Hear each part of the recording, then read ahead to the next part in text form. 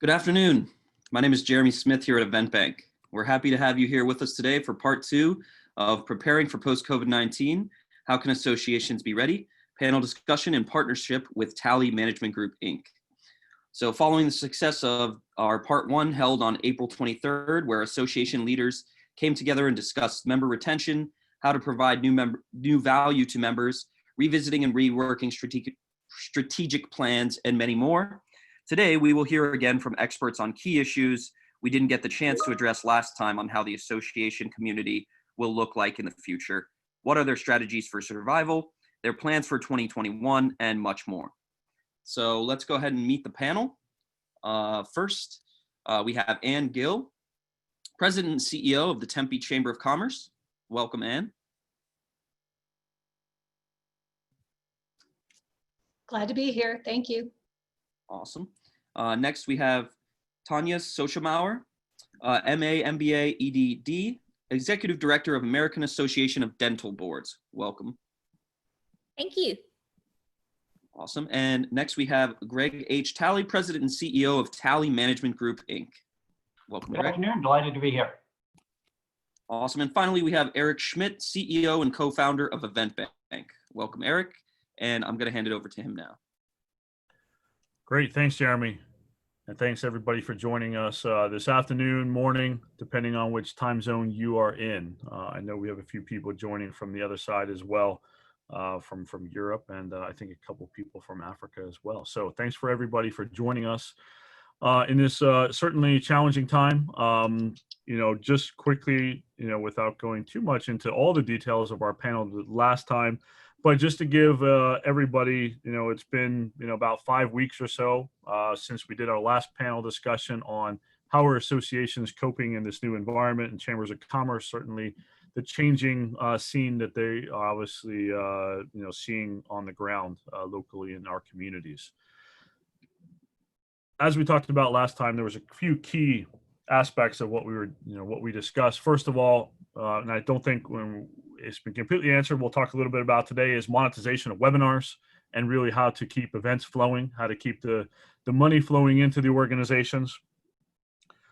Strategy and really, one, making sure we're communicating with members properly, but also making sure that the organization is headed on the right path. One of the things that we did touch, nicely upon was actually looking at how to kill some sacred cows in the organization that maybe have been there for a little bit too long, but no one's really been stepping up and saying it's time to get rid of this and move on to the next thing. Just because this has been done for 30 years doesn't mean we need to keep doing it this way for the next 30 years. And then, of course, as it relates to just making sure members are informed and part of the community for the long term, and making sure that they are obviously doing well with whatever it is, their business and their profession, and just keeping them updated on how the organization is helping them.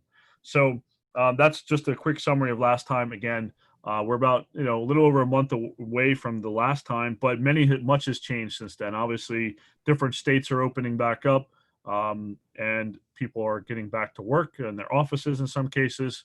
And as we've seen in other parts in Asia, China is now back to hosting events, both locally as well as conferences, which has obviously started to get people moving around. People are on airplanes, people are going to business trips, and all those parts are working together now. So where are we now? We have a great panel today to dive into some of these issues of what's on everybody's mind. We've collected a few questions from people prior to this, and so thanks for everybody who submitted some of those questions. But let's start off with Greg, and I just want to talk a little bit about, over the last month, where are we now? Are we in a worse situation? Are we in a better situation? The industry as a whole, chambers of commerce and associations, what's your read on the current situation today? Thanks, Eric. Well, I think it's kind of realization and reality to all this has settled in. I think the first a month ago, we were still kind of like really fighting the fire and trying to figure out what hit us and what the implications of that were going to be. Now, I think there's definitely some more realization of, okay, now what does that start to mean for our organization? What does that start to mean for our profession? I will take one issue with the title of this. I'm not sure we're ready to be talking post-COVID that quickly. I think the fact of the matter is we're in a 2 to 3, perhaps 4-year rebuilding process. And whether or not there's a vaccine that deals with the health-related outcome of this, it's very clear that we're all going to be dealing with the economic-related outcome from this for that next 3 to 5 year period. So the reality is it's going to be very different whether we've got a vaccine or not. And for nonprofit organizations, that realization, that planning, those implications are what we need to be talking about more than ever. But by the same token, I think that creates opportunity. And that's associations exist to lead their members forward, to bring stakeholders together in the field. And I think this creates an opportunity for leadership, an opportunity for collaboration. And the smart groups are going to be the ones that figure that out and figure out where the opportunity lies in this crisis, if you will, and then how to execute on it. So I think we can either be, oh my God, or we can be, this is an interesting new time. What does this mean for us? And what could we maybe do and accomplish now that we couldn't have before, but this allows us the opportunity to have that dialogue or do it. So I'm kind of energized in perhaps a weird way. And and obviously representing the chamber industry as a whole. Obviously, you've been in the chamber for quite some time. Maybe just give us a quick, 1 minute sort of summary of where you see the chambers as a whole and how this has impacted them, and how this is going to certainly, as Greg mentioned, the next year, 2 years, 3 years. What's it going to look like? Oh, that's a good question. I wish I had that crystal ball to help guide me, but I think it's just really looking at your mission and why you are there to serve your community. If you're mission driven, that support from the community is going to continue to follow you. If you're focused on events and festivals, that may not get you across the finish line, but really looking at how you change your programming. And that's something that we've already started doing at our organization, is shifting from events to programs, as well as virtual events and signature events. We did a fantastic one just this past Friday, the first one. And we have our State of the Chamber, which is usually a luncheon. It's now virtual awards coming up in June. So it's really shifting, responding to the community that you represent. And where are those key partners, key stakeholders to help you? Now more than ever, we need to do this together to open our communities. And in Tempe, I think that's one reason why we've been able to be so strong, is those partnerships that we've been able to build upon and make them even greater today. Great. And I guess, Tanya, looking, again, past the initial shock, as Greg said, what have you learned in the last month that is going to help you propel the organization as you move forward over this next few months?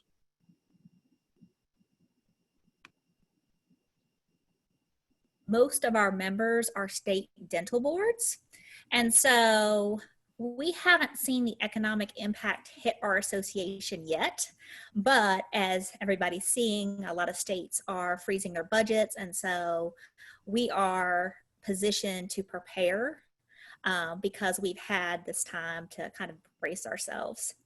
But we definitely are coming up with different strategies and looking at our budget, and obviously, like Ann's organization, looking at virtual programming and how we can support our members. And to Greg's point, we also believe that this is going to be a 5-year rebuilding period, and we need to prepare accordingly. Yeah, I think one of the things, Eric, was that, for many of us, we could kind of maybe see a way forward to survive 20. But if this is a 3 or 4 year deal, 21 has the potential to be the biggest hit. When you see what happens to membership, when you see what may still be dealing with live event space in 21.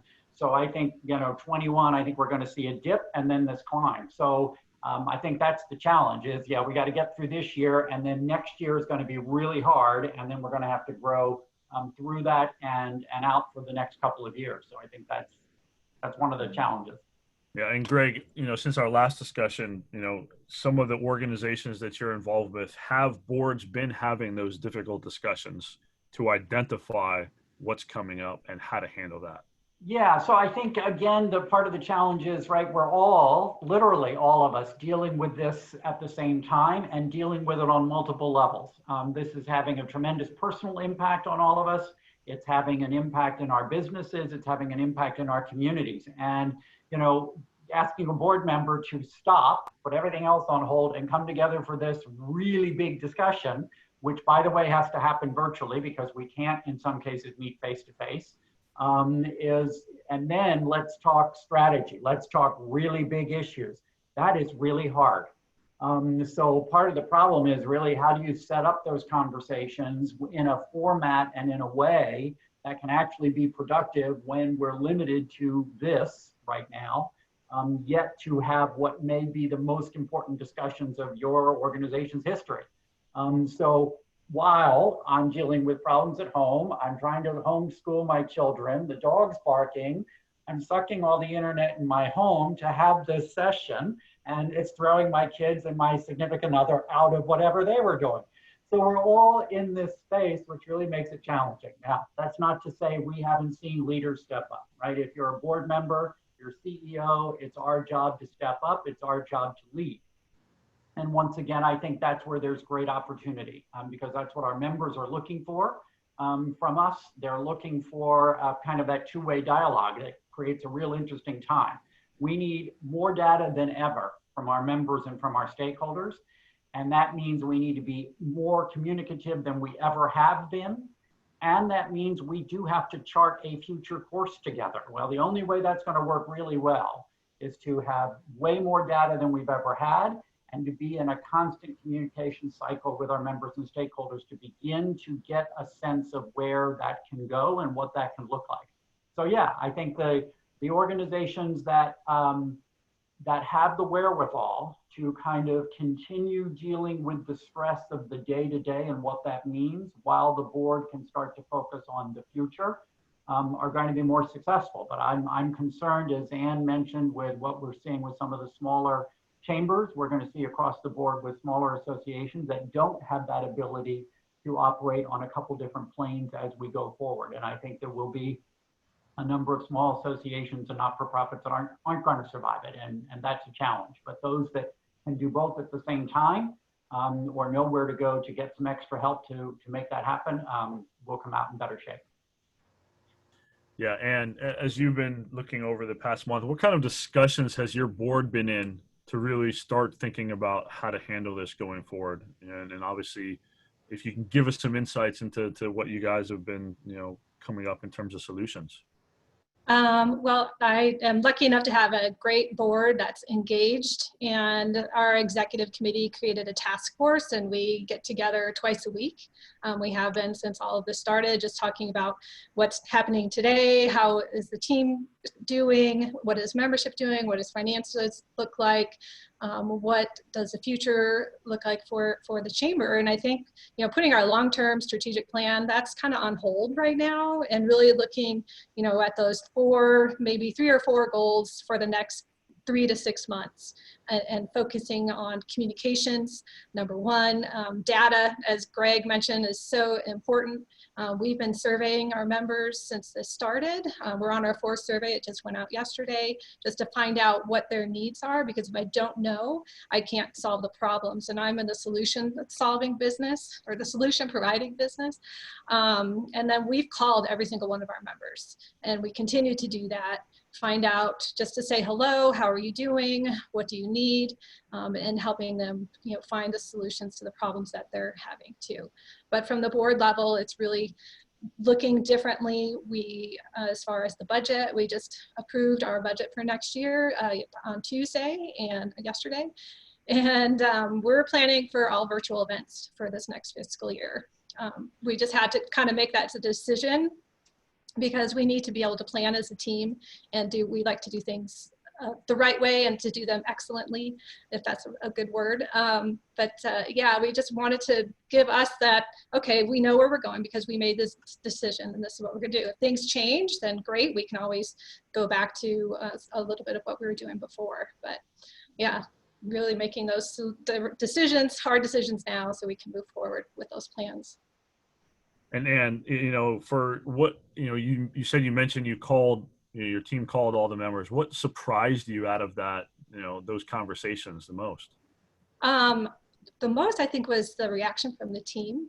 I think they were so impressed with our members and that they were making a difference in their future.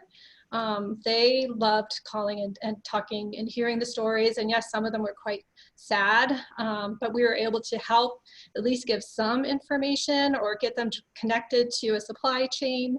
But I think that was just the impact on the team. And I mean, we've been 100% go forward. It's about our members. And I think that just helped them even more. And then, you know, to be able to provide solutions, one of our manufacturers wanted to switch to manufacture PPE and needed to be connected to the hospitals in the area. So I was able to connect to the hospitals, but then also work with our congressman to help find them funding because there was some money available for that in the CARES Act. And so using their policy folks to help get some of that down because it hadn't come down yet so that they could grow. They're now in a larger space.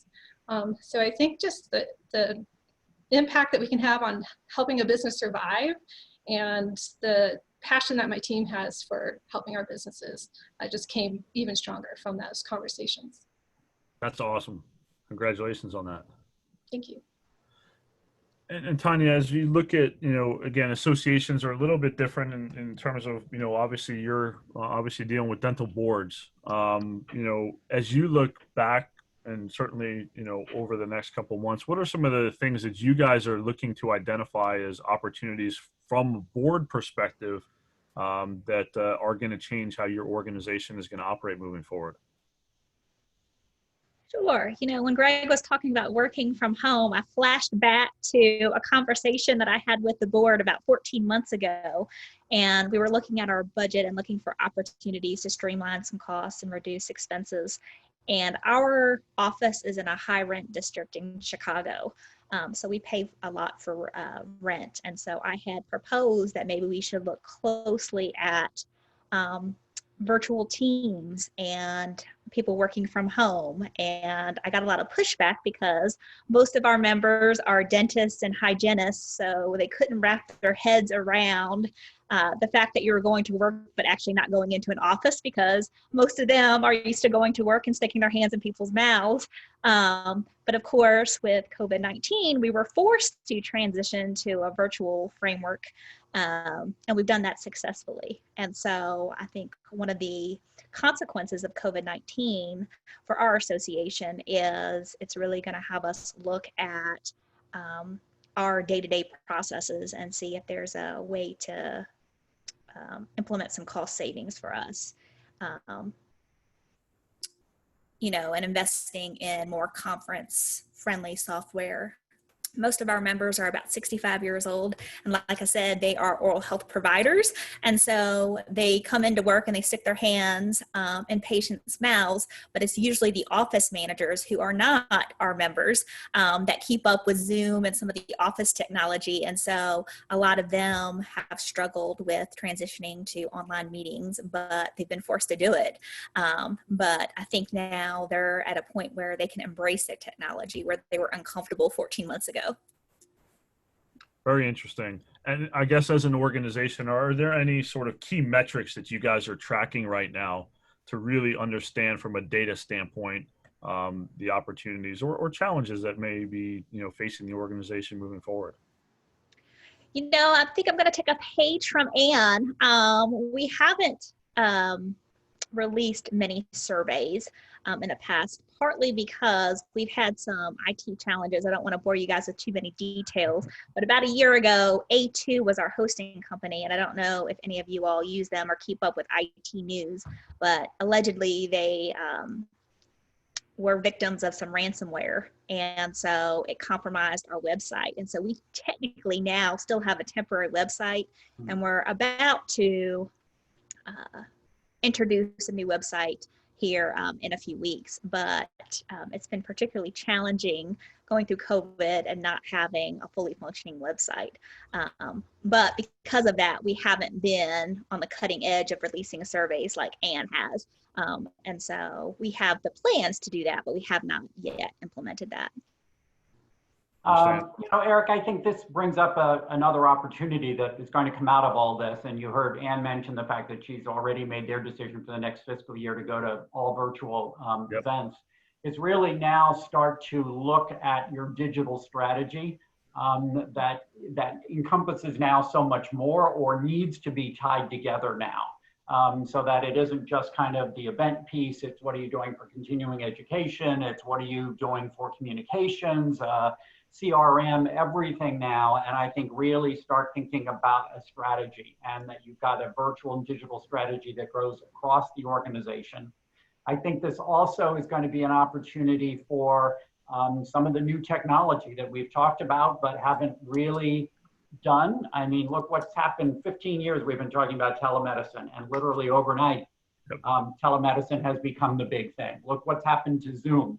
And the fact is, for associations, if we want to stay relevant with our next generation of members, we needed to change our tech deck and our platforms and get way better acquainted with the newer technology. And I think that becomes an opportunity to build into the strategy here.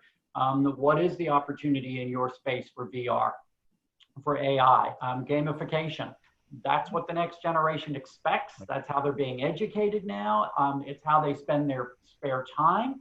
That's the level of interaction they're going to want with our association. So for a lot of our associations, old line members who's sitting around the board table, it isn't the younger people. And part of our job is to kind of say, this is the path forward. Then it does a number of things for us. Number one, we're going to be able to engage more in this unique period when we can't. But number two, if done right, it sets us up for that generational changeover that's coming, and that level of engagement that we know we need to have with the next generation for them to find value in who we are and what we do. So another one of those perhaps hidden opportunities, if we really step boldly forward into this, is going to be to really start getting serious about a digital or a virtual strategy that is organization-wide in terms of how we're delivering and how we're engaging. Absolutely. And that was one of the things I think, we've seen a little bit is, the role of millennials now in this transition. They've been trying to figure out a role in these organizations for, quite some time now, but nobody was really listening to them on a lot of things. It was like, those young bucks, they don't know what they're talking about. Why are they trying to bring social media to our organization? And obviously now everybody's coming to the realization that actually maybe we should bring some of that information directly to the management and really see how we can bring it across the organization. And now the millennials have that role, whereas you said they can play actually an active role in trying to make the organization better. It's just a matter of, who listens to who and how that whole thing, moves forward. So, absolutely, Greg. And for you all, and again, this is, you participate in obviously leadership development programs and obviously run some yourself. And as you look at this crisis and certainly what it takes to move forward, what do you think are, some of the challenges that you've had as a leader, and, what have you changed to sort of improve how you are doing things to lead the organization to be better moving forward? That's a great question. I think, March 13th, we moved into a new office, and then March 15th was our stay-at-home order here in Arizona. So we had to transition quite quickly as a team, and thank goodness we had a great partnership with our IT folks. We had our VPN by March 20th, and really transitioning to work from home.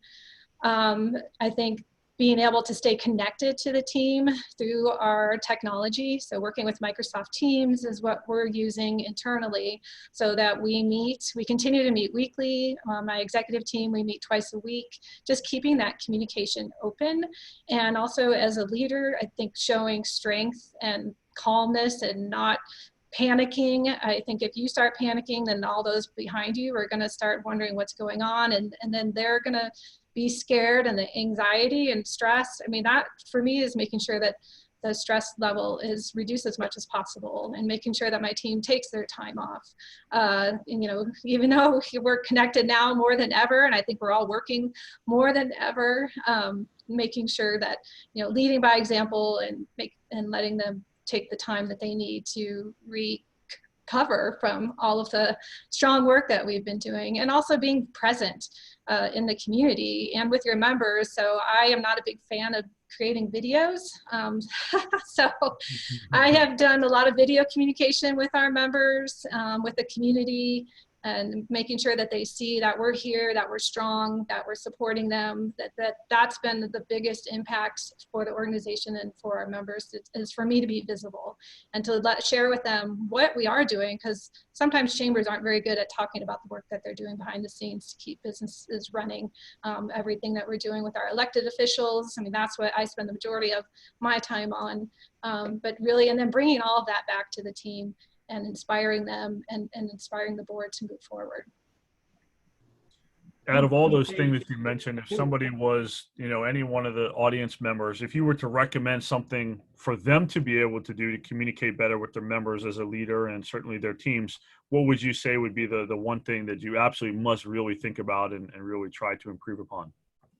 I think it's, well, video communication is key today. And I think really telling your members, being transparent about what you're doing. You know, if you're struggling and you're in their shoes as well, but here is what we're doing for our community. This is how we're making an impact. This is how we're saving our businesses, whatever that might be, the impact that you're having on your members. But now more than ever, it just needs to be clear and transparent and consistent. Don't spam them with a bunch of emails, but it goes back to what Greg was mentioning, is that digital communication strategy. How do you engage in each platform? Who's your audience on those platforms? And how does the message change? So that's something that we've been implementing through our organization. I think there are two key things that I heard from Ann that are really important. One is this issue of how do you, in this diffused world we're now in, how do you maintain your corporate culture, your organizational culture? And you know, what do you need to do as a leader to kind of step that up, protect that culture, and build on it? Because it's hard, right? It's hard under normal times when we're all in a building or we're all working together to build that culture that you want. But once we all get spread apart and we're not seeing each other every day, what do you need to do to maintain that? What do you need to do to kind of keep that happening? So for instance, we initiated weekly morning coffee with the CEO so that we can get together, kind of not a staff meeting type layout, but let's just all see each other's faces, throw out a couple of, tell us, you know, the craziest thing that happened in your home in the last week, kind of that humanizing, let's keep it all together as a team and not necessarily all focused on business. The other thing we did was our senior executive team hand delivered to our 55 employees a care bag from TMG. So we knew everybody was either a beer drinker or a wine drinker. So the care bag included some of that. It included a roll of toilet tissue. It included branded hand sanitizer and just a variety of funny stuff. And people were just, they couldn't believe it. They loved seeing the senior management team deliver the stuff to their front door on a Saturday morning. And then just that there was that thought and that care about what went into it. So it's those kind of tricks that I think speak to trying to maintain your culture. That's important for us as leaders to think about in our organizations. And then the second thing was the issue of thought leadership as an association, right? That we continue to be presenting information and pulling together relevant information for our members and stakeholders and then sharing that. And whether that's with the video concept that Ann was talking about, or webinars like this to your members where you're seen as the ones pulling together the key information for what's happening in the industry now and what's going to look like, what's the industry going to look like in another 3 months, 6 months, 24 months. So those two things I think become really important to our roles now as leaders. And more importantly, Greg, you were able to find 55 rolls of toilet paper. Yeah. Well, we raided the office stash. I mean, I run normally an office here with 55, 60 people in it. And I had some toilet tissue. Tanya, for you as a leader of the organization, what are some of the things that you learned in this? And, you know, how do you think you're going to be a better leader coming out of this? It goes back to what Greg and Ann have already shared and looking for the opportunities. Certainly, communication has been important. Something that we're doing as the central office right now is developing our retention plan. Obviously, we want to keep our membership engaged, so we're actively working on that. But the lessons, I think are still being learned. Again, we're somewhat on a delay. We're going to see the impact for our association really hit us again in 2021, and I see it as being a long-term plan, but it's somewhat delayed. But I think,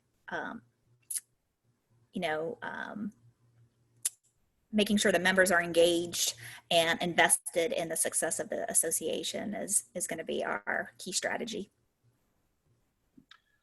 Great. We do have one question, and I would encourage anybody who has questions, if you want to use the Q&A chat at the bottom.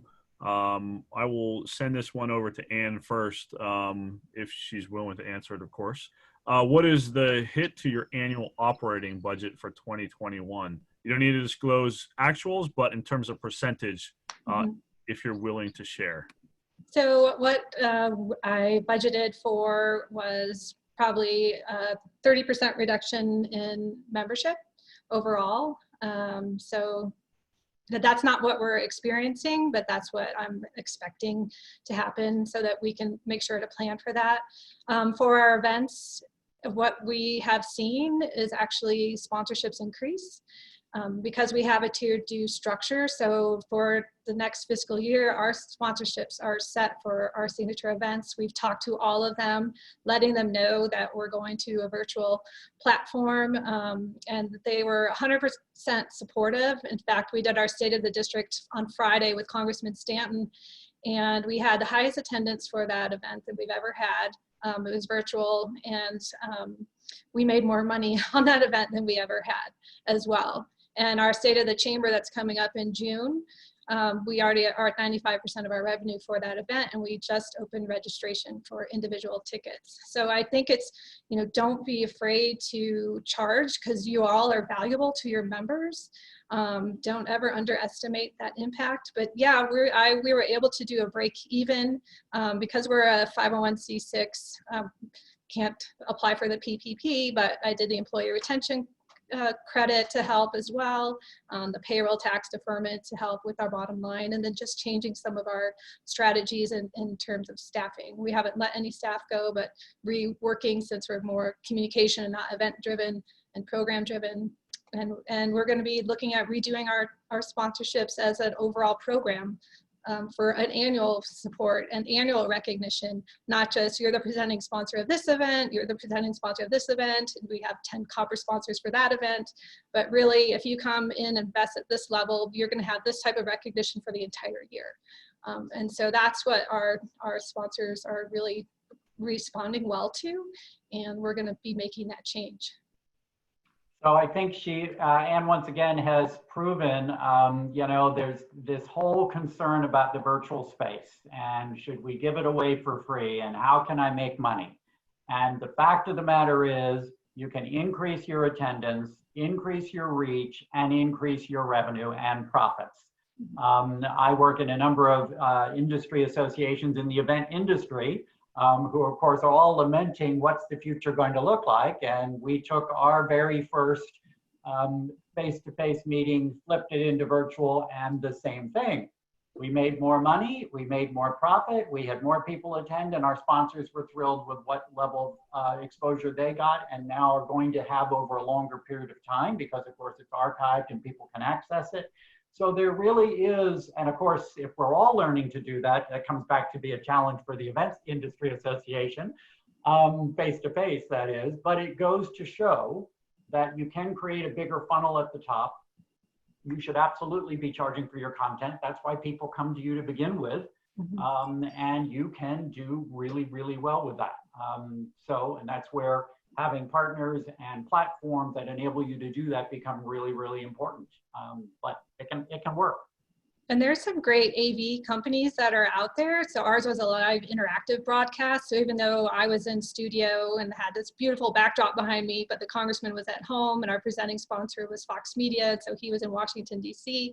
But we were able to bring questions in from the audience using their technology. So it was still an interactive conversation. It's almost like we were in the room, even though we were all at different places. So really, what are the AV companies doing in your area and how can they be creative? So we're working with the company that here in Tempe, and we're working on a white paper on how organizations can shift to virtual events. Yeah, actually, and that's a good point. And actually something that's not come up much is, some of the AV companies and some of those other folks who are part of the events industry who obviously have lost a lot of business because there's no in-person events. How are they reacting to this and shifting to, obviously, as you said, into the virtual world and how they can actually, continue to run their businesses. That's very interesting. Greg, looking at some of the other organizations that you work with, from a virtual conference side, have you seen any other good business models that have come out of this that, have really figured out how to monetize conferences, expos? This is always a question that we get. I don't know if we have it here. I will check in a second, but any recommendations for people? It's there, that whole point, right, of how do you set that price? And I mean, for a number of our organizations, we just went in, there's no change. We're still delivering the content. So therefore, why should the price be any different?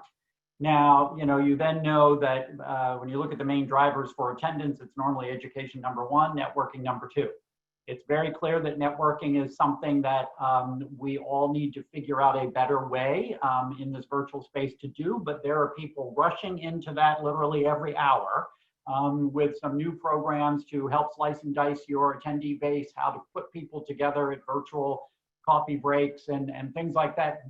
This will get figured out so that you can deliver that not as well, but clearly perhaps in some ways completely differently or better from the standpoint of what's serendipitous, who you can still end up running into. So I think it's really about sitting down and coming up with that strategy, but not coming at it with the standpoint that we need to give it away to get people to come. Now, there may be groups that have the luxury to be able to do that for the first one when they go to pivot, to make the change. And because money isn't their number one objective, can say, hey, we want to give this away to show the members they can do it, and we will do it. And because it was short notice, yada, yada, yada. But going forward, it's content, baby, and it's all about the content. And if your content is good, they're going to pay for it, and you shouldn't be giving it away. So then it really comes down to designing the experience to make sure that the experience is something they get value from in addition to the content. And that's really what Ann was talking about. How can you make it as interactive as possible? And how can we build on some of the other things, being respectful of everybody's time, definitely going to be shorter days, more breaks, a whole design process that has to go into these events. But if designed right, you absolutely can charge a very similar amount of money and figure out, is that revenue going into the tech support, or might you actually make a little bit more without having to pay for all that coffee and lunches and everything else? Yeah, and actually, Ann, there's a question for you here. What were you charging before, for in-person events, and what are you charging now for these virtual events? So for our state of the district, it was originally $55 for our members, $65 for general admission, and this last one we $40 for members and then $49 for general admission. Just that little, instead of 50, we did the 49. and we had people buying tickets from the community that weren't members. And so for our State of the Chamber awards, it's going to be the same amount as well. So we reduced it. We're not serving lunch, so we're saving a lot of money on no more chamber chicken for the luncheon or the ballroom reservations. But we're investing a little bit more in the AV, but I think the experience is going to be a lot better, and we'll be able to reach more people. Yeah, and this question is Ann and Tanya, we'll go to you next on this, is, obviously you have your board involved, you have other people that are actively involved on a regular basis, but what are you doing to bring in those people who are maybe on the fringe of either not renewing or, maybe they just read emails. How are you bringing them into this conversation to get them actively engaged and part of the programs that you guys are running virtually? I think it's, one, calling everyone. That's made a big difference, and we've seen engagement, and most of our smaller businesses are continuing to renew. I think we've been really kind of surprised to see the amount that have continued to renew at that basic level. Can you repeat the question again, Eric? My mind went blank. How are you bringing some of those other sort of maybe people who might not be renewing and fringes, yeah, back into the membership active?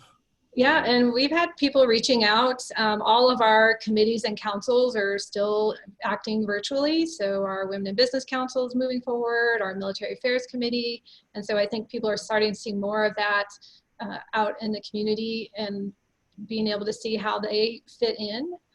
So they have a choice on how they can participate, because engagement means something different for every type of member. Engagement for brick and mortar means I need advertising. How can you help get the word out about my business?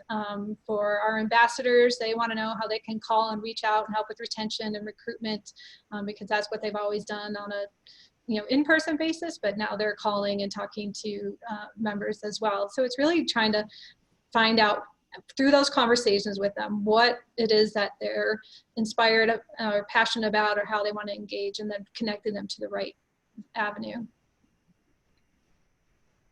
Tanya? Yeah, so I had previously talked about our retention plan, and obviously we're going to reach out to the members. I like Anne's idea of calling each member individually, but of course we already had a survey in the works. But even pre-COVID-19, we were actually in the process of rebranding and introducing some new memberships to our organization.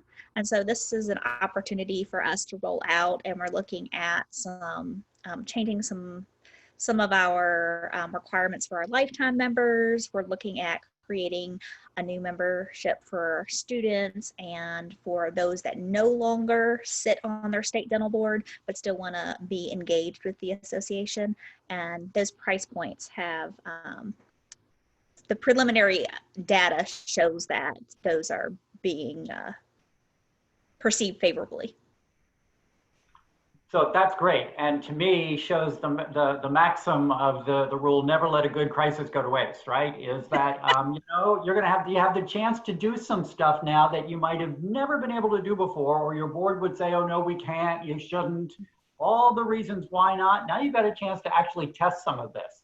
Sure. And there's some great cases where now's the time to do it. Right? Now's the time to shake up that model. Because we're going to need to find other things that work. So congratulations. I think that's a great example. And I think that's what more organizations are going to need to do to get through this. To your point, I hate that this is all rolled out the way it has, but this is an opportunity for me to embrace some of our board of directors. We have a really strong team right now, and according to the emergency guidance and our bylaws, we have the ability to keep our board of directors in place where normally they matriculate every year. So we're looking at keeping the strong team in place to 2022. So we're trying to make the best out of it. Yeah. I think there's another great idea, and there's been some interesting back and forth on some of the platforms that I've been on about the issue of governance, right? And should you keep going with your normal? Should you do what you're proposing? And I love the idea of kind of the crisis unification team, and we need to get our heads down and power through this. And Sure. Right now, making too much change might hurt our ability to do that. And so long as you marry that with really strong communications, really strong dialogue and engagement, and the data gathering that you're talking about as well, I think that would offset any concern about, oh, wait a minute, what's happening here? It's been a palace coup. I think if you marry all that together, it works. But I think that's a great example too of saying, hey, I've got a team that I know working together, we can make something out of this more positive for the organization. And that's taking advantage of a crisis and saying, this is the team to drive through with this. I think that's great example. Yes. Yeah, Greg, we have a couple of questions I'm going to throw to you first, given your event industry experience across different parts of the world. First, if you look at a bigger event that might have been a 2.5-day event, how would you recommend splitting that up over a month, over a week?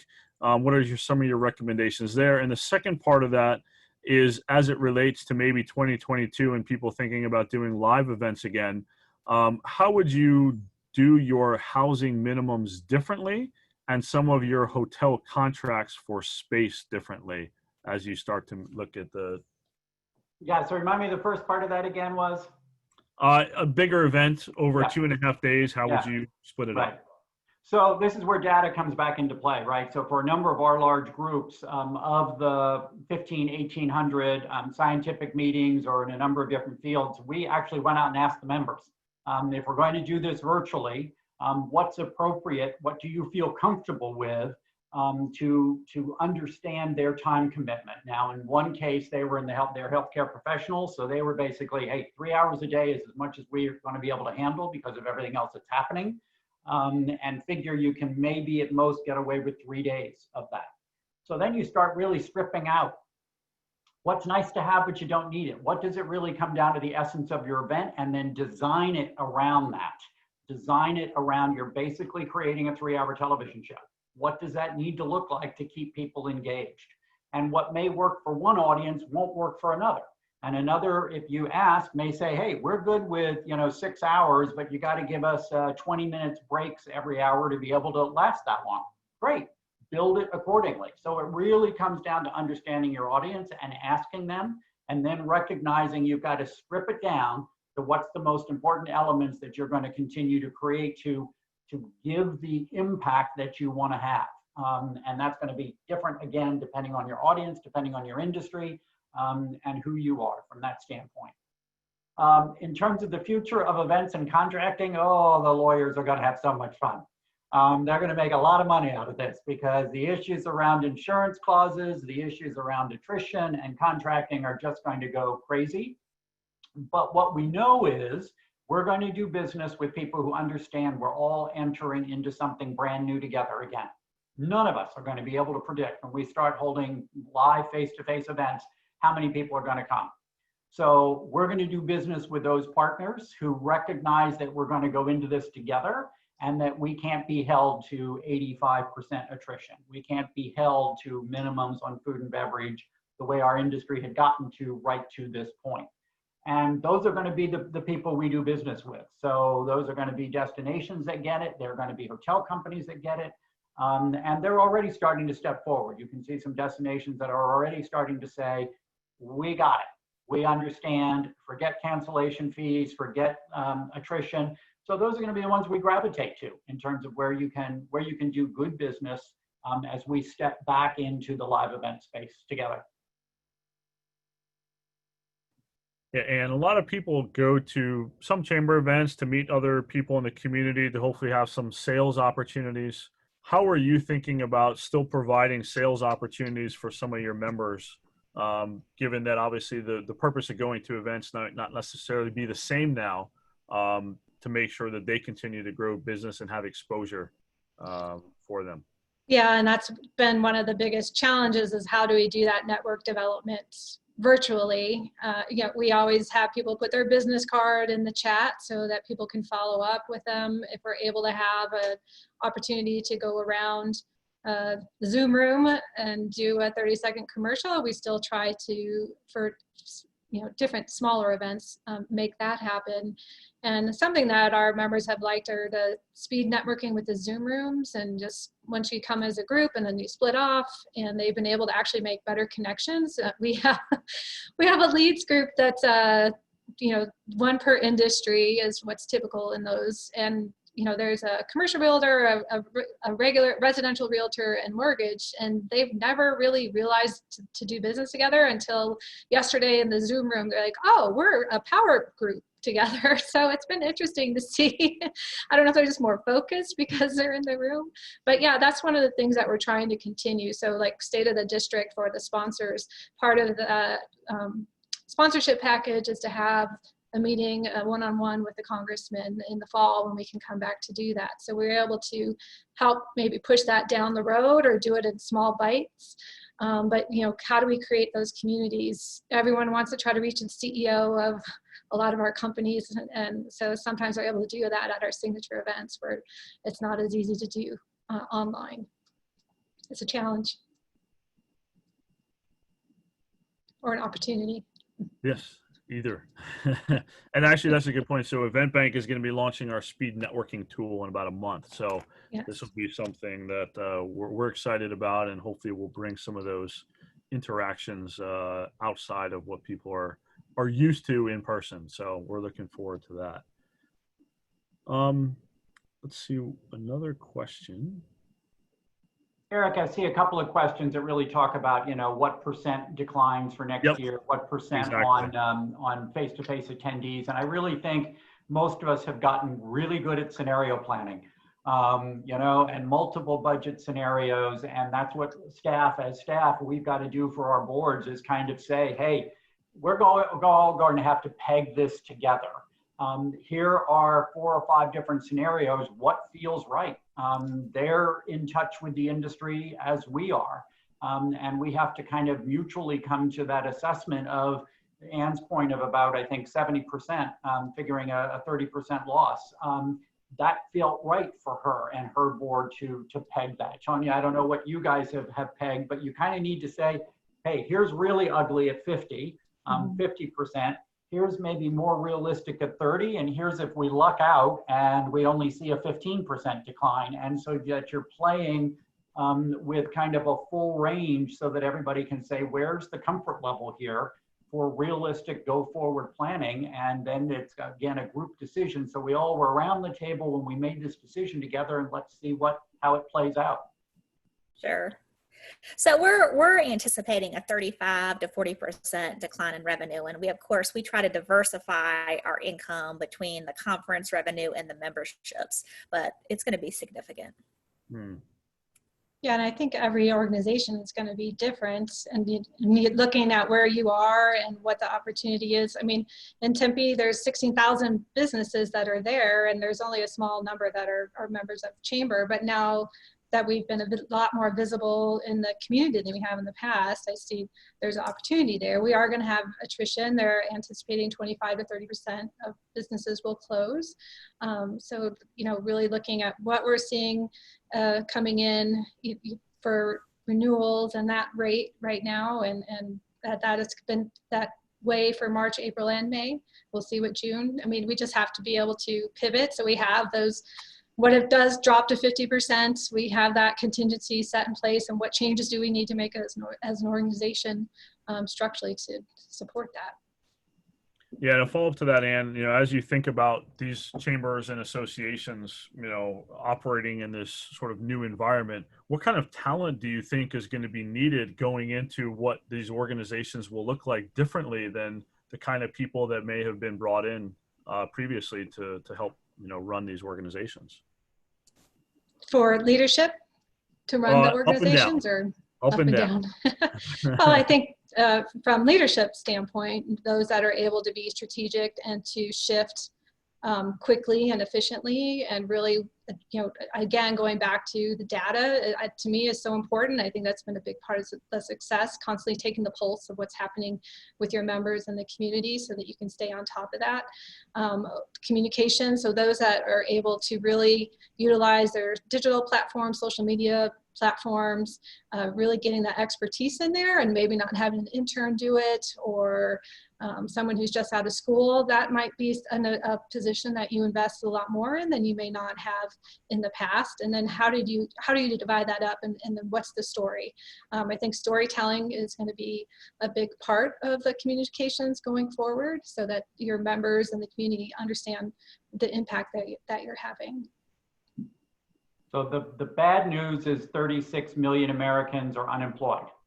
The good news is there's astounding talent out there that's going to be available. And I think, to your point, and Ann, what you just said is really, as you start to build your plan forward, assessing what do we need that we don't have?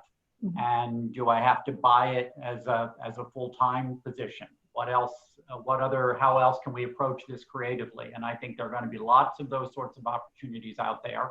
Unfortunately, because of what's happened, but also that puts some high talented folks on the street and not at the rate they were getting before. And that's where this is all going to settle out to some new equilibrium, but does give us a chance as organization and managers to say, what can I upgrade? What do I have to upgrade to be successful going forward? And what holes do I need to plug?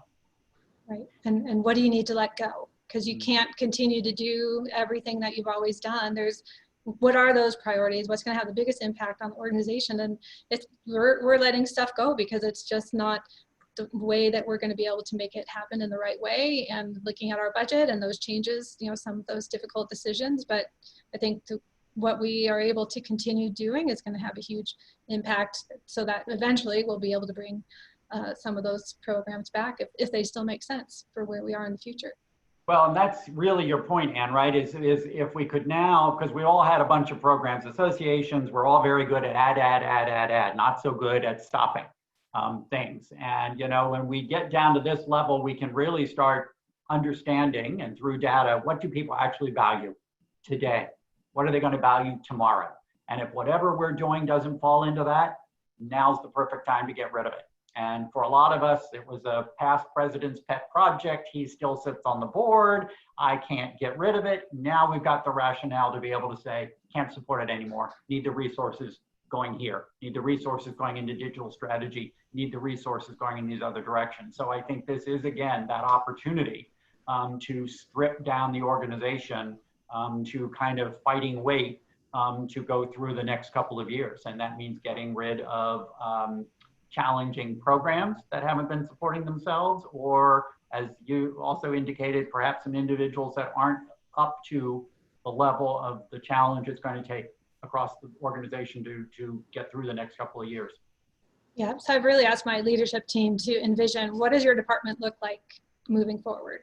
And so we need to not continue to do business the way that we've always done it. And so really getting what they're experiencing in their day-to-day and how it's shifted and how it's changed and what's missing the gaps, so that we can make sure that we're doing the right thing as we move forward. So listening to the team and the experiences that they're having, it's important as a leader, so that you have the best information to make some of those difficult decisions. Yeah, and I would also just add to that, one of the things that, again, we hear time people not moving to QuickBooks Online because of the little bit of difference between QuickBooks Online and desktop, and just the automation that you can get by moving to QuickBooks Online and cloud accounting platforms is just going to make the organization that much more efficiently. And just killing QuickBooks Desktop because this is the way that the accountant has done this for the last 30 years. Is one of those things that absolutely just has to change to get the organization running in the cloud, getting automation into the organization, so that things can run smoothly. Time and time again, we see that as a key thing.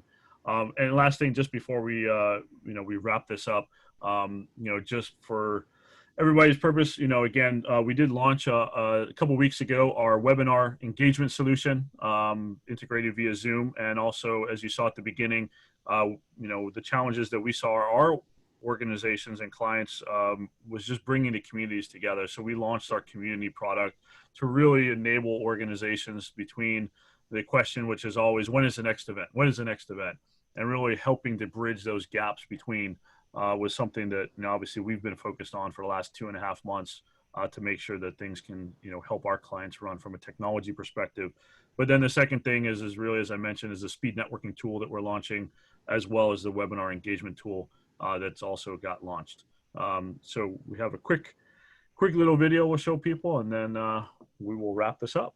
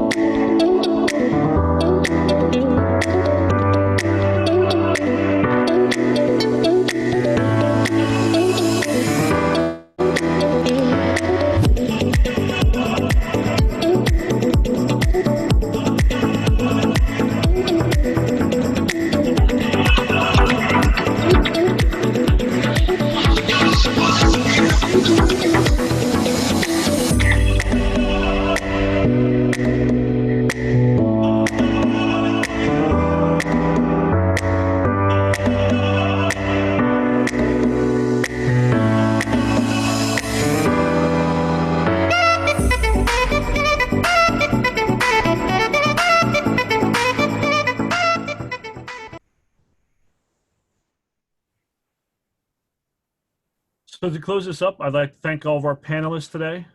Much appreciated for your comments or participation. I'm sure some people might be reaching out to you, possibly on LinkedIn or in the chat if they haven't already, to be able to provide some advice and certainly help the community of associations, as well as chambers of commerce and everybody else that's part of the community overall. Thanks again, and we appreciate your morning, your afternoon, and for some people, it is the evening.